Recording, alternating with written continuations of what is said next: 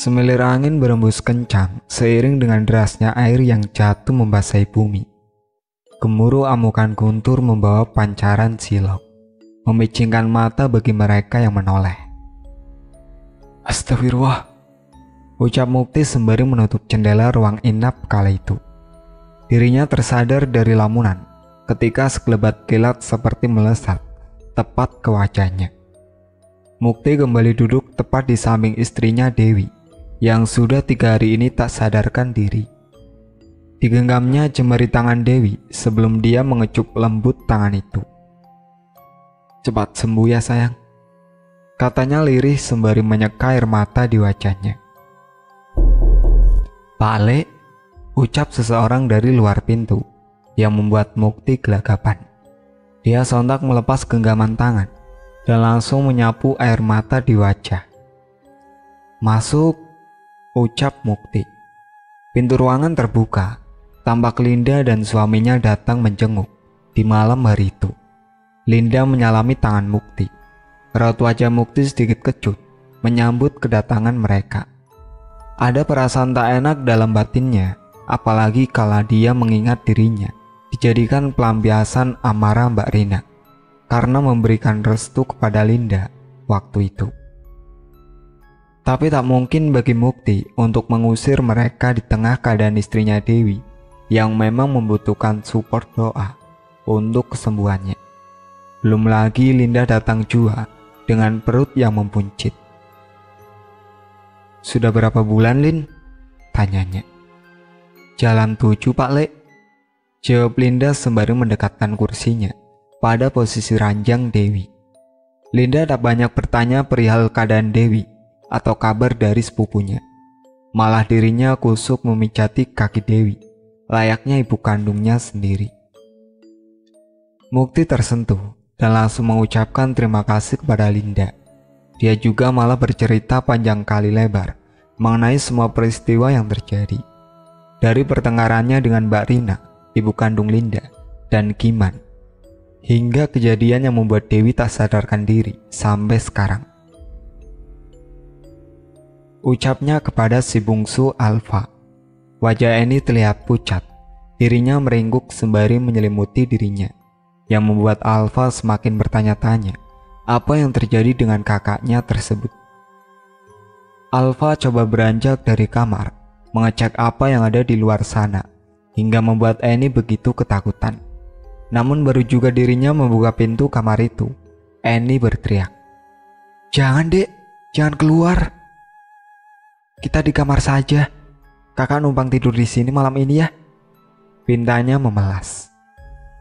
Raut wajah Alfa mengkerut. "Enggak, kalau kakak nggak cerita, aku nggak mau kakak tidur di sini," jawab Alfa ketus. Eni tertegun, dirinya sempat menoleh kanan dan kiri. Lama dia terdiam seperti memikirkan hal yang sangat berat. Bibirnya tampak gemetar kala ingin memulai berbicara. Adzan Isya berkumandang, Eni berniat untuk berwudu guna menunaikan sholat. Namun kala dirinya masuk ke kamar mandi dan membilas wajah, dari pantulan kaca, Eni melihat sosok Mbah dengan perawakan sangat mengerikan ada di belakangnya. Eni ketakutan, tubuhnya gemetar, bahkan dia tidak dapat menggerakkan kakinya untuk keluar dari sana. Dirinya pun semakin panik kala Mbah mencekik dirinya dengan sangat kuat. Sekuat tenaga, dia berteriak. Bahkan urat di lehernya tampak dengan jelas. Namun tak ada satu kata pun yang dapat keluar dari mulutnya.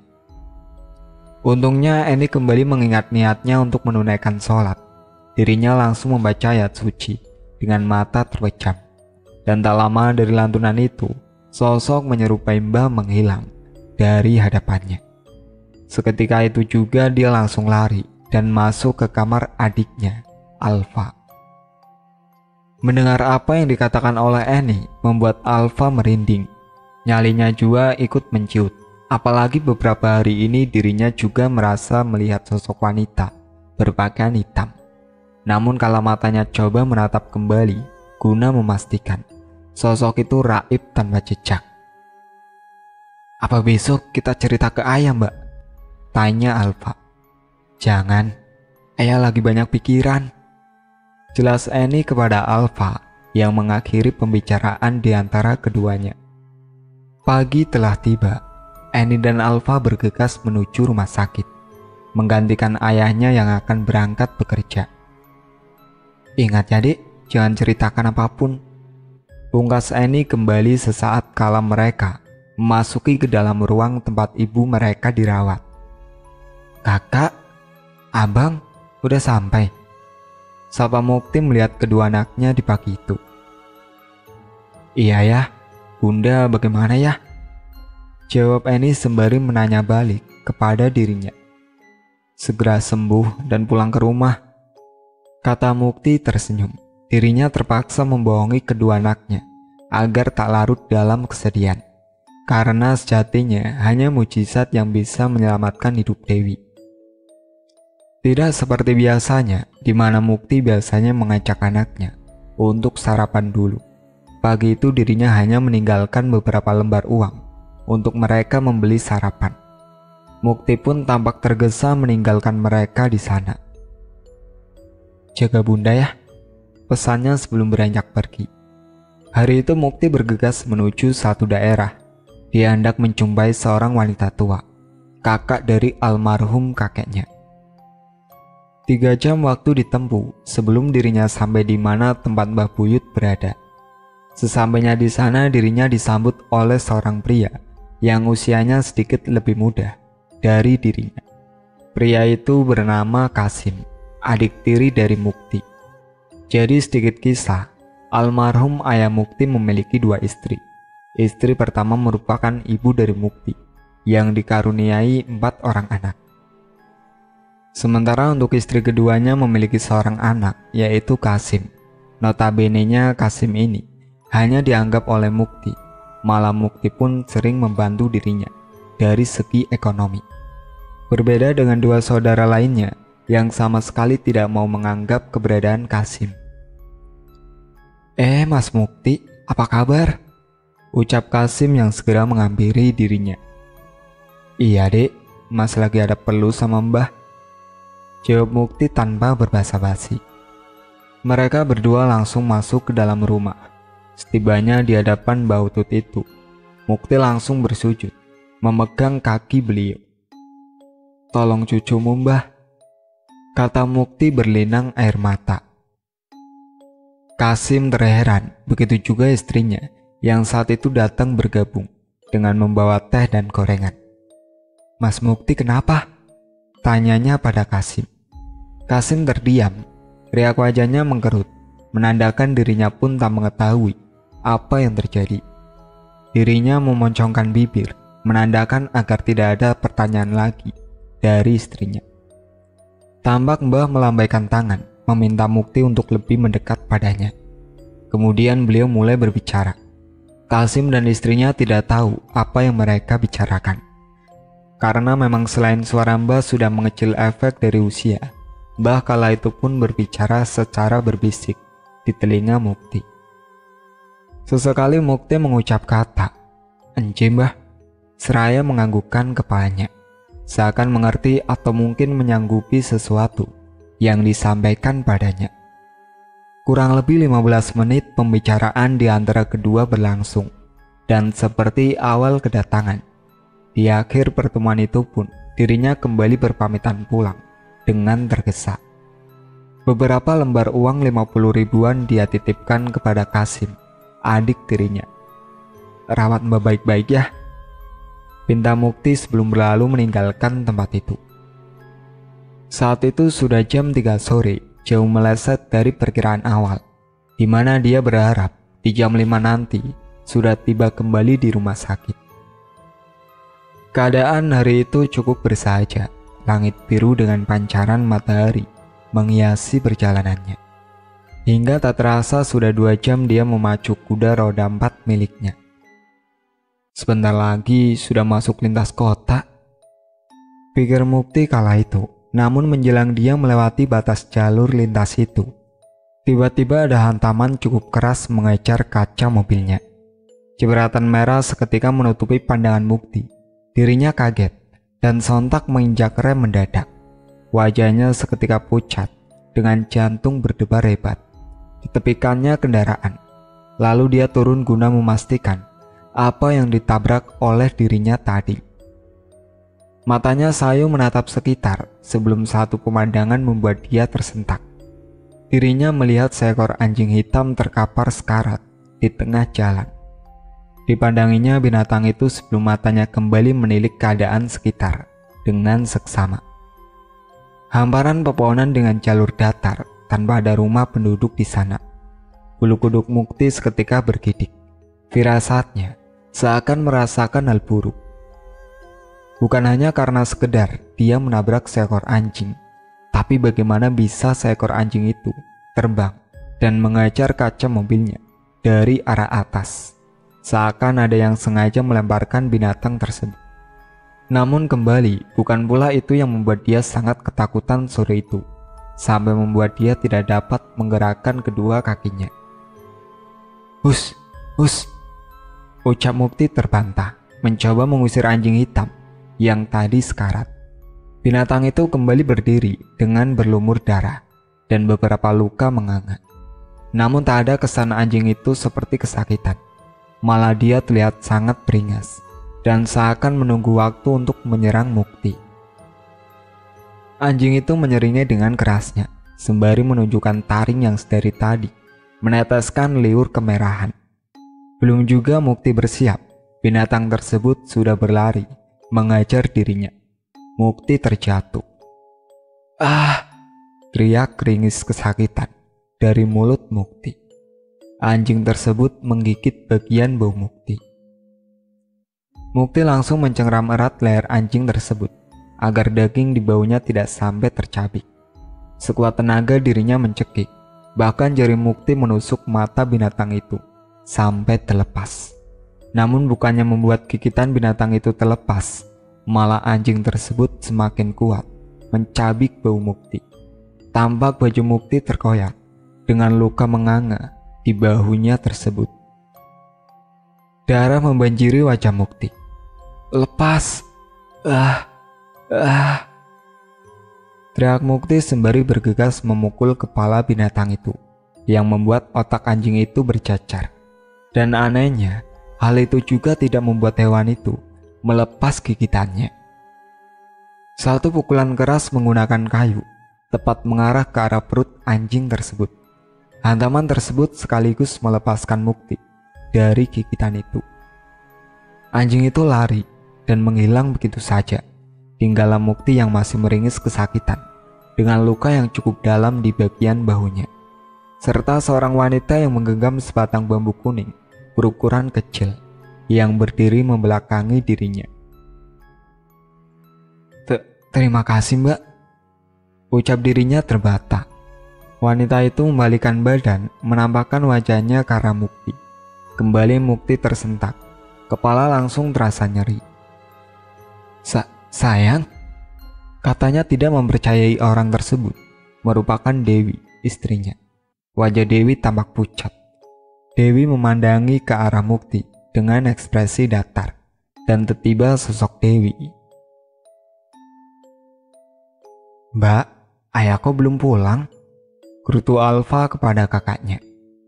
Dai Eni menggerut, bingung harus menjawab apa. Diliriknya jam, ada rasa was-was dalam hatinya. Sudah jam 11 tapi ayah belum juga kembali.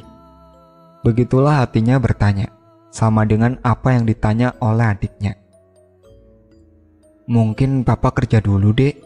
Sabar ya, hari ini kita yang rawat bunda, ucapnya coba menenangkan suasana. Mereka tidak mengetahui bahwa ayah mereka saat ini juga sedang dirawat di rumah sakit akibat tragedi mengerikan yang tadi terjadi.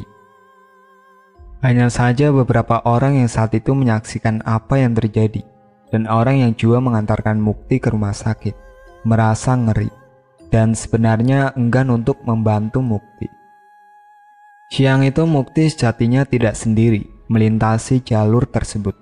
Sebenarnya ada beberapa pengendara lain yang ada di sana, tapi entah kenapa Mukti tidak dapat melihat keberadaan mereka. Dan kejadian horor yang menimpa Mukti tidak pula dilihat oleh para pengemudi yang saat itu melintas di sana. Di hadapan mereka hanya tersaji pemandangan seseorang yang mungkin gila, Mukti yang sedang meronta dan mencabik dirinya sendiri di tengah jalan. Singkat kisah, 2 hari lamanya, Mukti tak sadarkan diri. Sesaat setelah sadar, dia langsung beranjak dari kasur rumah sakit dan hendak pergi dari sana. Tapi langkah Mukti dihentikan oleh suster yang berjaga, karena memang Mukti pun masih dalam kondisi yang sangat lemah. Sementara di rumah sakit, seluruh anak Mukti sudah berkumpul. Hari itu Dewi kritis, dan mungkin merupakan akhir dari hidupnya. Riak wajah mereka terlihat sedih. Terlebih kedua anak wanita Dewi yang tak kunjung berhenti menitikkan air mata. Hari itu juga anak pertama Mukti membuat laporan ke polisi, karena hingga saat itu juga tidak ada seorang pun yang tahu akan keberadaannya. Dan di saat yang sangat menyedihkan itu, surat panggilan kembali menyambangi Mukti, masih dengan perkara yang sama, yaitu hak waris akan rumah tersebut. Hanya saja Mbak Rina kini yang menjadi pelapor. Berdua dia bersama Kiman mengajukan tuntutan untuk kedua kalinya. Sore menjelang malam, keadaan kian rumit bagi keluarga Dewi. Mukti tak jua didapati kabarnya, sementara Dewi sedang dalam keadaan kritis. Riuh kesedihan semakin kencang menggema di lorong rumah sakit, membuat beberapa orang pria yang kala itu berada di sana menemani istrinya yang sakit merasa keheranan dan mungkin sedikit terganggu dengan keberadaan mereka. Pria itu keluar dari kamar yang dinaunginya melihat apa yang sebenarnya terjadi. Dia berpura-pura berjalan menyamperin keberadaan mereka, sembari sesekali mencuri pandang akan sosok yang terkapar sakit di atas ranjang yang mereka tangisi. "Mbak Dewi?" ucapnya sembari menatap dengan mata melotot. Dia tidak sedikit shock melihat mantan iparnya dan beberapa orang yang menangis di sana adalah keponakan dirinya. Sosok pria itu bernama Rizal Wamanto, mantan suami dari adik bungsu Mukti yang telah tiada. Dulu sosok Rizal sangat akrab dengan Mukti, karena si bungsu memang sangat dekat dan manja kepada dirinya. Terlebih kala ayah mereka sudah berpulang, Muktilah yang menyekolahkan almarhum istrinya dulu, bahkan menjadi wali pernikahan mereka. Namun pasca istrinya meninggal, Rizal yang berprofesi sebagai TNI juga mendapatkan perpindahan dinas, dan beberapa tahun kemudian dia memutuskan untuk menikah kembali. Semenjak kala itu pula, dirinya lost kontak dengan keluarga almarhum dari istrinya terdahulu. Rizal sendiri hanya pernah bertemu dengan Bindra dan Nikta, anak pertama dan kedua Mukti. Itu pun sudah sangat lama, kala keduanya masih di bawah usia 9 tahun. Dan kini sudah berpuluh tahun berlalu, yang membuat dia tidak mengenali wajah mereka kala itu. Selain itu, Rizal juga tidak ingin terlalu banyak bertanya, karena memang kondisi yang tak memungkinkan. Selain dia juga harus merawat istrinya.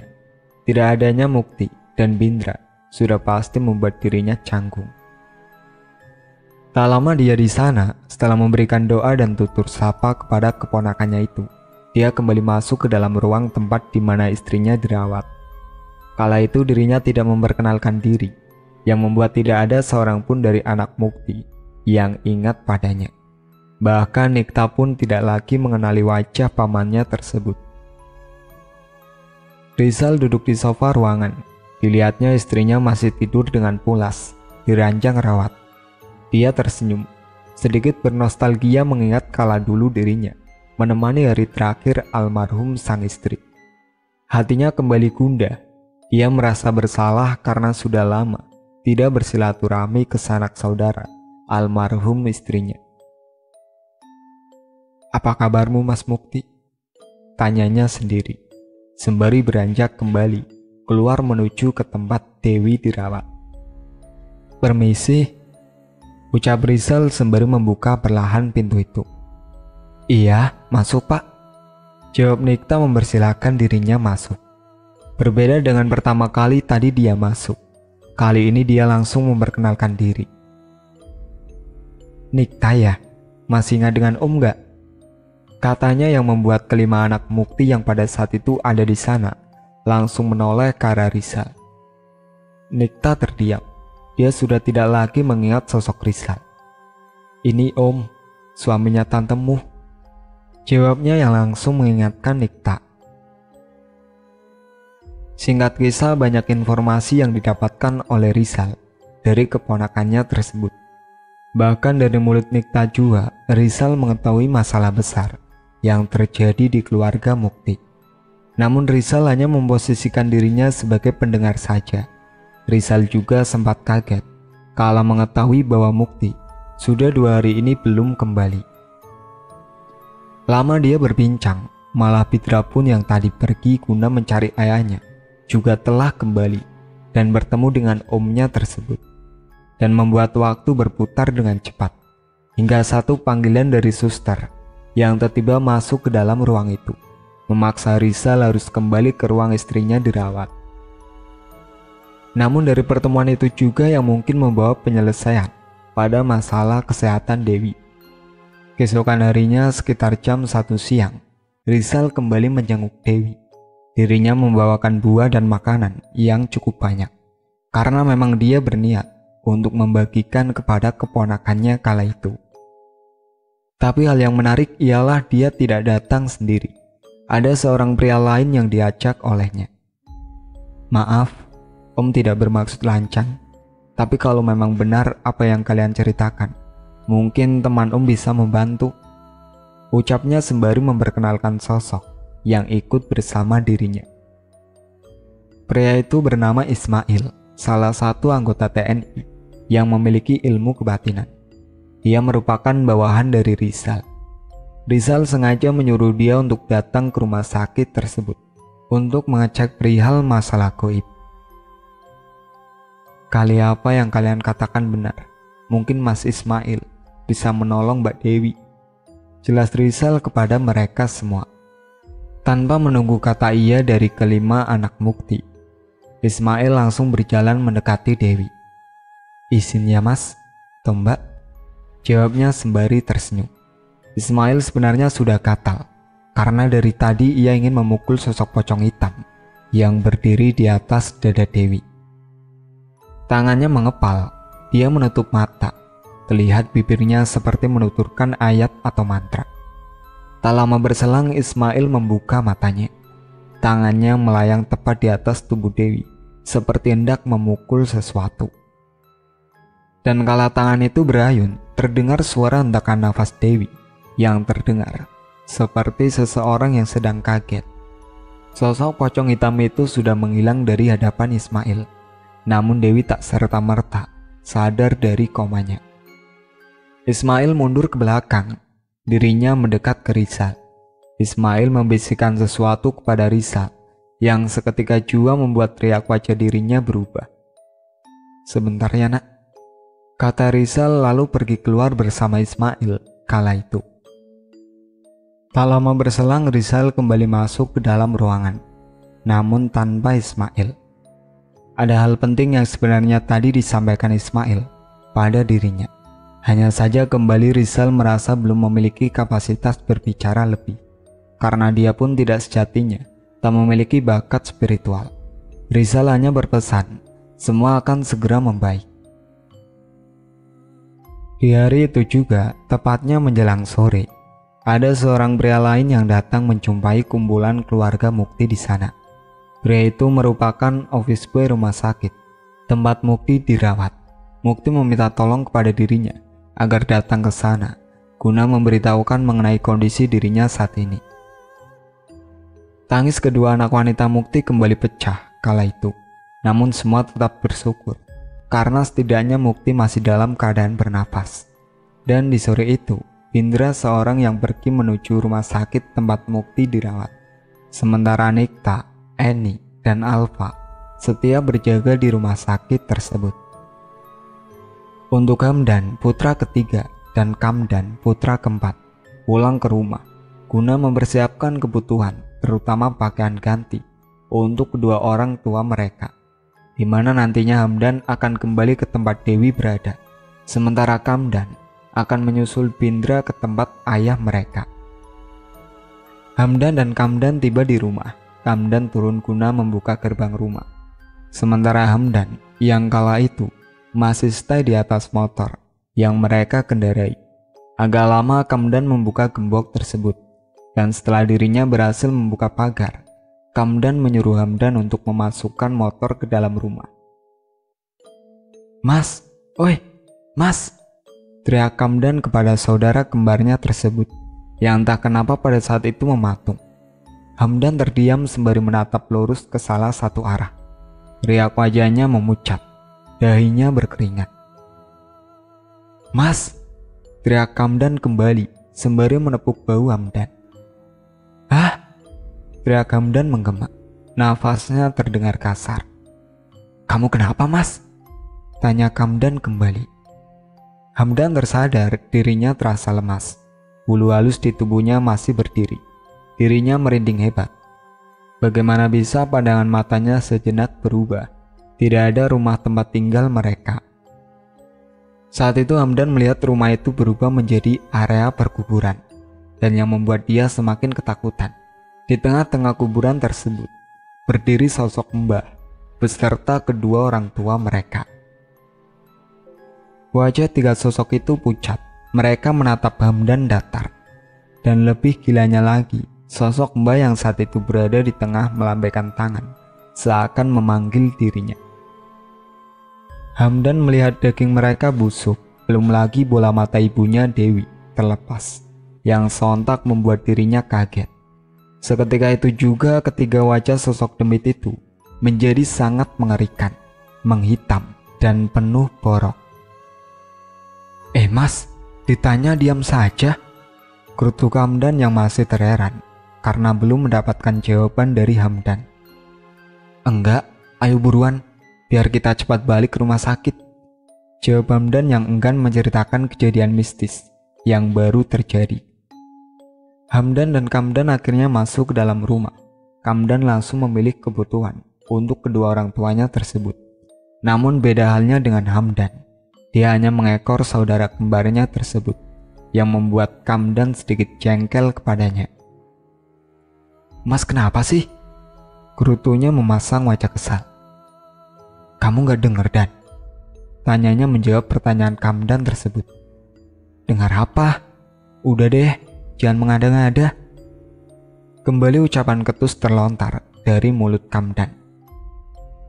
Mendengar jawaban itu, Hamdan tidak lagi mau melanjutkan pembicaraan dirinya, malah memasang wajah datar dan menyuruh Kamdan saja yang berkemas, yang membuat Kamdan semakin kesal padanya.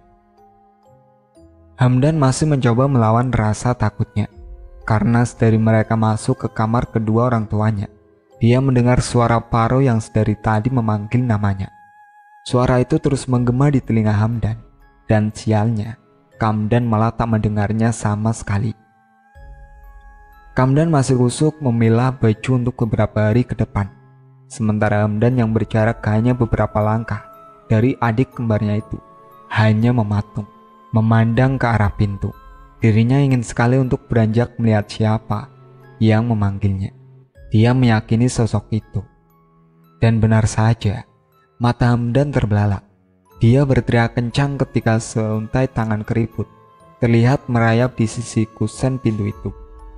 Kam, lihat, lihat, ucapnya terbata. Namun tidak ada balasan dari Kamdan, sekalipun Hamdan sudah keras berbicara. Hamdan menoleh ke arah Kamdan berada. Sama seperti dirinya, Kamdan pun ternyata sudah mematung dengan kaki yang gemetar. Terlihat rambut panjang mencuntai dari atas kepala dan menutupi wajah Kamdan. Hamdan menoleh ke sumber rambut itu. Didapatinya sosok almarhum mbah mereka, berdiri dengan kaki menapak ke langit-langit kamar. Sosok mbah tersenyum tipis, yang membuat gigi hitam busuk tampak dari dalam mulutnya. Dirinya menyeringai, semakin membuat wajah Hamdan memucat. "Kembalikan rumahku," ucap sosok menyerupai mbah, berkata ketus kepada mereka. Hamdan segera menarik tangan Kamdan, Berdua mereka lari menuju luar rumah. Tidak mereka hiraukan lagi niat awal tujuan pulang ke sana. Namun langkah mereka seketika terhenti kala pintu depan rumah telah dihadang oleh sosok pocong berwajah hitam pekat seperti gosong dengan tinggi mungkin sampai 3 meter. Mereka terpojok, langkah mereka berjalan mundur, menepi di sudut ruang tamu. Hampir dari segala sisi makhluk astral itu berdatangan. "Pergi kalian laknat!" teriak keduanya sembari melempar benda yang ada di sekitar. Kursi, vas bunga, berterbangan menerjang sosok tersebut. Namun tak satu pun lemparan mereka mengenai makhluk-makhluk goib itu. Benda-benda itu hanya menembus mereka tanpa bisa melukai sedikit pun. Hamdan dan Kamdan pasrah melihat makhluk-makhluk laknat itu semakin mendekat. Dan entah kenapa hawa sangat panas seperti membakar kulit terasa kala sosok-sosok menyeramkan itu mendekati mereka. Hamdan dan Kamdan serasa terbakar api. Keduanya terkapar, meronta di lantai. Hamdan juga mendapati sosok pocong itu kini menindih tubuh Kamdan. Dia berdiri di atas perut Kamdan yang membuat saudara kembarnya itu memuntahkan darah segar dari mulutnya. Namun tak ada yang bisa Hamdan lakukan karena dia pun masih tersiksa dengan rasa panas dari dalam tubuhnya. Keduanya mengerang kesakitan, berteriak sejadinya. Suara hantaman keras terdengar, pintu rumah mereka dijebol. Pindra datang di saat yang tepat.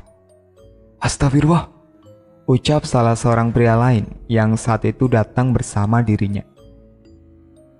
Pria itu merupakan seorang paranormal bernama Manti yang dimintai tolong oleh Ismail untuk membantu dirinya menyelamatkan keluarga Mukti. Jadi sesaat kala Kamdan dan Hamdan pergi, Pindra yang rencana akan menuju ke tempat ayahnya dirawat membatalkan niat tersebut. Saat itu dia dipanggil oleh pamannya Rizal. Pamannya menyampaikan apa yang tadi dikatakan oleh Ismail kepadanya, bahwa ada media yang harus disingkirkan dari dalam rumah itu. Singkat kisah, Rizal mengantarkan dirinya ke tempat Ismail, dan di sana mereka langsung menyambangi rumah Pak Manti, orang yang direkomendasikan oleh Ismail untuk melakukan pembersihan. Awalnya Ismail berencana untuk melakukan hal itu di esok hari, namun mendengar bahwa ada orang yang hari ini pergi ke rumah tersebut, membuat mereka harus bergerak cepat. Karena salah bertindak dengan media kiriman tersebut, maka nyawa akan melayang. Untungnya mereka masih memiliki sedikit waktu, sekalipun bingkisan hitam berisikan tanah kuburan dan kumpalan rambut yang tadi diketemukan Kamdan telah dibuka, dan Kamdan juga telah memegang serta membaca sari kelipatan kertas yang merupakan inti dari santet tersebut. Santet itu sebenarnya tidak pada tingkatan yang tinggi, namun apa boleh buat, karena Kamdan sudah membukanya, terpaksa Pak Manti mengembalikan kiriman itu kepada simpunya. Awalnya mereka tidak ingin membalas dan hanya ingin menetralisir santet tersebut. Namun kini hal itu sudah tak mungkin dapat dilakukan. Beberapa bacaan mantra yang dilakukannya berhasil mengusir demit tersebut. Hamdan membaik, namun Kamdan terlihat lemas. Wajar mengingat banyak darah keluar dari tubuhnya. Tanpa berbasa-basi mereka menuju ke dalam kamar. Bungkusan itu masih ada di sana. Pak Manti meraih kantung hitam tersebut. Kembali dia membacakan beberapa mantra. Tampak asap menggumpal seolah kantung hitam itu terbakar. Usai melakukan hal itu, dirinya menatap Pindra. "Bakar segera," perintahnya dengan suara tegas. Pindra meraih bungkusan tersebut dan membawanya ke halaman depan. Segera dia mengambil beberapa ranting kering dan kertas pula. Namun kala dia ingin membakar bungkusan itu, tepat di hadapan Pindra, ibunya Dewi berdiri dengan pakaian putih lesu. "Jangan, Nak," katanya dengan suara parau. Pindra terhenti, apalagi melihat wajah ibunya tersebut sangat memelas. "Dus, bajingan." Sosok Dewi seketika berubah menjadi pocong berwajah kosong. "Bakar, dia itu setan," teriak Ismail yang datang dan langsung mengatasi sosok demit yang berusaha mempengaruhi Pindra. Mendengar perkataan itu, Pindra kembali tersadar. Secepatnya dia menyalakan api dari ranting dan kertas yang tadi dibawanya. Api menyambar cepat dan Pindra langsung melemparkan bungkusan hitam itu. Seketika benda itu dilempar ke dalam api. Suara menyeringai kesakitan terdengar keras, menggema di langit. Dan saat itu pula dengan ajaib, Dewi kembali membuka matanya. Dia tersadar dari masa komanya. Singkat kisah, hal mistis itu usai, namun banyak pertanyaan menjanggal di hati keluarga Mukti. Sudah pasti mereka menuduh Kiman lah sebagai pengirim santet tersebut, dan Mbah Mauri pengeksekusi hal tersebut. Namun Pak Manti enggan untuk mengatakan secara gamblang siapa pengirim sebenarnya. Dia hanya memberikan penjelasan bahwasanya dalam beberapa bulan ke depan, sepengirim akan mati. Singkat kisah, Dewi kembali ke rumah, hanya saja penyakit jantungnya tak serta-merta sirna, sekalipun santet itu sudah dimusnahkan. Hal itu terjadi karena pembersihan santet tersebut sudah telat dalam penanganan, dan tubuh Dewi sudah digerogoti. Dengan kata lain, akibat hal itu, dirinya terkena penyakit medis. 2 bulan berlalu, Dewi berangsur pulih. Begitu juga dengan tatanan kehidupan keluarga Mukti. Mukti juga sudah berencana mengakhiri semua pertikaian. Dia akan kembali ke rumah miliknya dan berniat menjual rumah warisan tersebut. Namun sebelum rumah itu laku dan dia membagikan kepada kakaknya, Rina, dan adiknya, Iman, kabar duka merendung di telinga mereka. Pagi itu tepatnya 3 bulan pasca usainya tragedi teror, Mukti dan keluarga mendapati kabar duka, di mana kakaknya, Rina, berpulang. Entahlah apa hal itu menjawab segala pertanyaan, siapa biang keladi kisah kelam tersebut. Namun bila mereka menilik kembali, memang Mbak Rina yang memiliki kans untuk masuk dan meletakkan benda itu, karena dia lama menetap di sana dan juga memiliki kunci duplikat yang dulu dibuatkan Mukti untuknya. Dan bila benar Mbak Rina lah pelakunya, maka si pengeksekusi kiriman tersebut tak lain adalah Mbak Buyut mereka sendiri. Begitulah pikiran buruk kembali merasuki Mukti. Ada beberapa hal yang membuat Mukti dapat berkata demikian, namun kembali lagi seperti awal keinginan Mukti untuk hidup dengan damai. Dirinya enggan untuk membahas dan menceritakan lebih lanjut tentang apa yang terjadi pada dirinya kala itu, dan kenapa dia bisa menyimpulkan hal tersebut. Dan selang 8 bulan dari kejadian, rumah tersebut akhirnya laku terjual. Sesuai dengan janji awal, Mukti membagi hasil penjualan rumah itu kepada Kiman dan ahli waris Mbak Rina, yaitu anak semata wayangnya Linda. Usai semua segala pertengkaran di keluarga tersebut, dan cerita pun tamat. Sekian dari saya. Wassalamualaikum warahmatullahi wabarakatuh.